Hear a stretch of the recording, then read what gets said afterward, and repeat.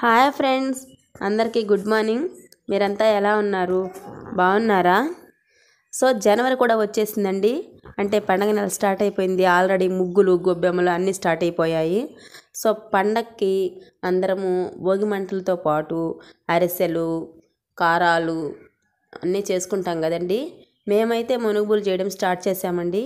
మా పిల్లలు అందరూ భలే ఎగ్జైట్మెంట్లో ఉన్నారు.